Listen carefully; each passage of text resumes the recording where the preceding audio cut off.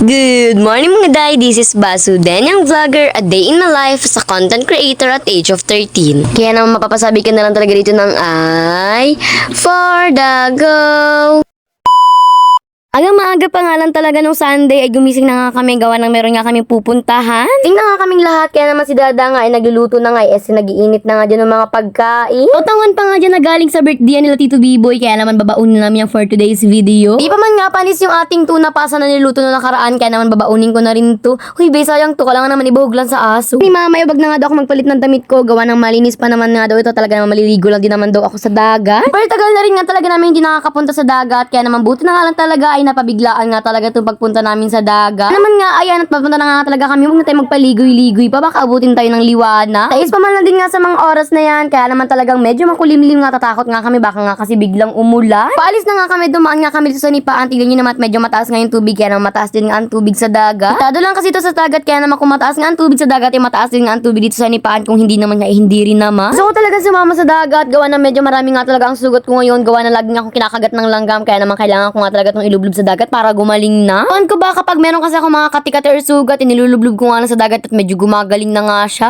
Huy, may magic pala yung dagat. Paalis na nga kami, tignan niya naman si Bibi Strom at nakauna na nga talaga siya sa pwesto niya, hindi na nga talaga umaalis dyan, Diyos ko. Dawi na nga ang mga first navigability, gawa na nga abutin kami ng liwanag kapag nagtagal-tagal pa kami dito, gawa na medyo malayo-layo rin naman ang dagat na pupuntahan namin. Jacket na muna nga ako sa mga oras na yan, gawa na super lamig pa rin naman nga ng simoy ng hangin, gawa na napakaaga pa nga, pero tatanggalin ko rin naman to mamaya. Naman porkit nag-jacket ako ay talaga naman susuotin ko na din yung jacket ko hanggang sa pagligo ko nga sa dagat. Kung nga naman ngayon, wala naman nga kami bang gagawin, kaya naman magdadagat na nga lang kami para may family bonding na rin nga. Isimba rin nga sana kami, ang kaso nga lang hindi pa nga nag-start yung misa nung pagdaan namin, kaya naman sabi namin dumiretso na nga talaga kami sa dagat. By the way, bumili na muna nga po pala kami dyan ng pandesal tsaka tinapay para meron kaming kakainin, hindi lang talaga sotanghon tsaka po na pasta. Kasi namin bumili ng pandesal tsaka tinapay, umalis na rin nga kami, gawa ng malapit na nga talaga sumikat ang araw. Huy, sana all yung araw sumisikat. Ito na nga kami sa Mangkamago nga, wala nga masyadong tao dito, kaya naman dito na nga lang kami nag-parky. 6:30 na nga ng mga oras na dapat nga talaga naman napakasikat na nga talaga ng araw, pero dahil wala pa nga sikat ng araw, sigurado ako uulan talaga to. Bumili na muna nga kami dito ng taho, gawa na meron nga kami nadaanan. Super tagal ko na rin hindi nakakakain ng taho, kaya naman talaga bumili na nga talaga kami, gawa ng si Kuya pa nga na talaga yung dumadaan. Ano nga ibang dadaan dito, kaya naman sabi ko bumili na nga agad-agad kami, baka kasi wala na kami maabutan. Mukbang na muna nga ako bago maligo sa dagat para naman kahit papaano meron nga akong energy. Kasi kapag hindi ako kumain tapos naligo agad ako, baka alunin agad-agad ako dito ng alo. Baka kasi nga hindi pa nga talaga ako kumakain, kaya naman naisipan ko na kumain na muna bago maligo. Na nga ako dyan ng tinapay, gawang na ito naman talaga yung favorite ko. Abang kami ay kumakain, si Storm nga dito, at natat na nga talagang lumabas, gawa na napapaligo na talaga yan. Gusto na talaga niya pumunta sa dagat. Pero syempre, yan talaga namang hindi pa ako nabubusog sa tinapay, kaya naman kumain na rin ako dito ng tuna pasta, pati na rin nga po pala dito ng sotanghon. Kami nga dito ay kumakain, si Kuya Moon nga ayun talaga naman for the lublob na nga talaga, pero hindi pa naman siya naliligo, naglalaro pa lang naman siya sa mga buhangi-buhangi. Yun naman si Storm, excited na nga talaga siyang bumaba, pero sabi ni Dada mamaya na kumain na muna daw kami. Tite, kaya mo yan, magmukbang ka na muna sa harap ng camera. Pinabubulubog namin kumain, dumiretso na rin na pala kami sa dagat para kumain. Ay, maligo pala.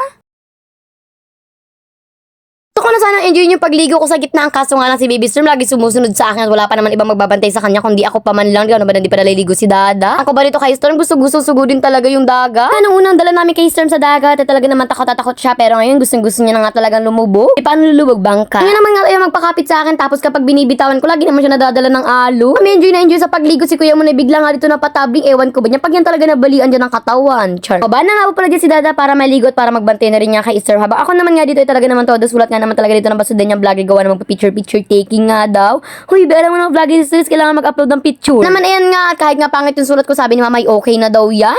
Huy, grabe, di man lang kinompliments yung sulat ko. Compliment! Ay, say hello naman kayo kay basudan niyang vlogger na naglalaro talaga dito ng buhangin. Huy, parang grade 2 lang. Maya nga po pala, bumalik na rin ako dito sa pagliligo. Tignan niyo naman si Baby Suma talaga naman sinusugod na naman nga talaga niya dito itong alo. Ibe, akala mo naman talaga kayang-kaya niya yan, pero mamaya tatakbo rin naman niya pabalik. Tamang enjoy lang naman kami sa pagligo, gawa na nakaka-excite nga naman talaga magligo, tapos napakaligam-gam pa ng tubig. Pero tagal ko na nga talaga hindi nakakaligo sa ilog, kaya naman talaga napakasaya ko nga talaga. Ay, sa dagat pala to. Hindi naman lahat ng tao kapag naliligo nga talaga mabilis magutom, kaya naman kumain na nga ako dyan ng tinapa. Uy, ewan ko ba, lumalaw lang naman ako, pero super pagod na talaga ako. Ngayon, hindi naman ako nakikipaglaban sa alon, pero sobrang pagod na pagod ako, parang super sakat ng katawan ko pagkatapos ko maligo. At 7:30 na nga po pala ng mga oras na yan, kaya naman maghihinom na nga ako dyan ng paagawa na nga, alis na rin nga po pala kami, kaya naman yun nga lang po pala for today's video. Bibe, ngayon dagat-dagat lang pinupuntahan ko, pero bukas swimming pool, ilog. Hoy, binapaka-OA mo. Nga lang po pala for today's video, gawa ng pauwi na rin nga po pala kami at medyo maliwanag na rin nga po pala sa mga oras niyan pero makulimlim pa rin ka naman, umulan na nga talaga. O nung umulan nga ay nakauwi naman na rin nga kami kaya naman yun lang salamat pa and God bless. Thanks for watching. Mwaps!